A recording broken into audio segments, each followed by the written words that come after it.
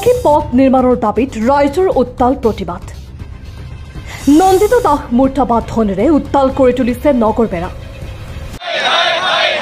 নন্দিত দাস মুৰ্দাবাদ মুৰ্দাবাদ মুৰ্দাবাদ। এজাক বৰষুণৰ ফলতে বোকাময় হৈ পৰে নগৰবেৰাৰ গাগলমাৰীৰ এটা পথ। চাওক এই দৃশ্য। নন্দিত দাস মুৰ্দাবাদ অসম চৰকাৰ হাই হাই ধ্বনিত উত্তাল নগৰবেৰাৰ গাগলমাৰী। পকী পথ নিৰ্মাণৰ দাবীত ৰাইজে সাব্যস্ত কৰে তীব্ৰ প্ৰতিবাদ।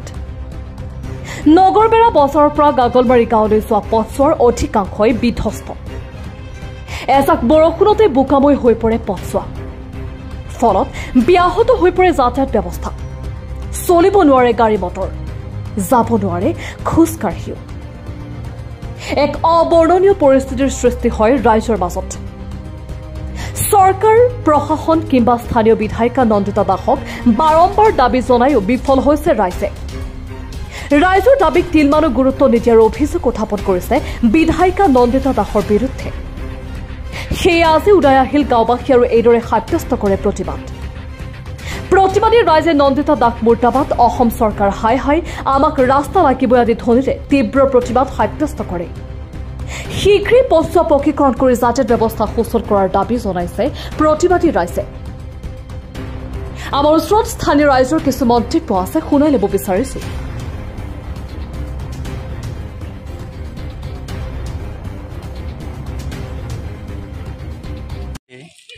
যিখিনি ৰাস্তা এইখিনি ৰাস্তা হয়তো আধাখিনি পকী হৈছে আৰু বাকী হয়তো 2 কিলোমিটাৰ পকী হোৱা নাই। এইখিনি মানুহৰ মানে এনেকুৱা অসুবিধা হৈছে যে বানপানী আহিলে বা অলপ বৰষুণো পৰিলে খোজকাঢ়ি যোৱাটো মানে অসম্ভৱ হৈ গৈছে।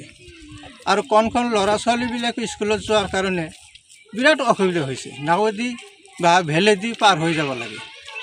আৰু যদি কোনোবা যদি বেমাৰী হয়, সেই বেমাৰী মানে এম্বুলেন্সটো অহাৰ দূৰৰ কথা,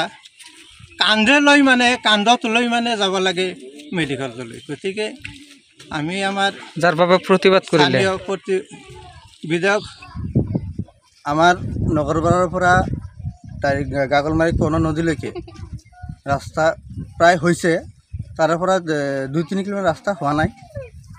যাতায়াতৰ ক্ষেত্ৰত একেবাৰে চলাচল অসুবিধা হৈছে। স্কুলৰ ছাত্ৰ ছাত্ৰী হয় বা ধৰক কিবা বেমাৰ আজাৰ হ'লে কোনোবা এম্বুলেন্স অহাৰ অসুবিধা হৈছে। ছাত্ৰ ছাত্ৰীসকলে স্কুলত যোৱালৈকে বিৰাট প্ৰব্লেম হৈছে। তাৰ কাৰণে আমি প্ৰতিবাদ কৰিছোঁ আৰু বিধায়ক নন্দিতা দাসকো আমি অনুৰোধ জনাইছোঁ যাতে আমাৰ ৰাস্তাখন হয়, তাৰ কাৰণে প্ৰতিবাদ কৰিছোঁ। নগৰবেৰাৰ পৰা ইমনুল হাছানৰ প্ৰতিবেদন, নিয়মীয়া খবৰ।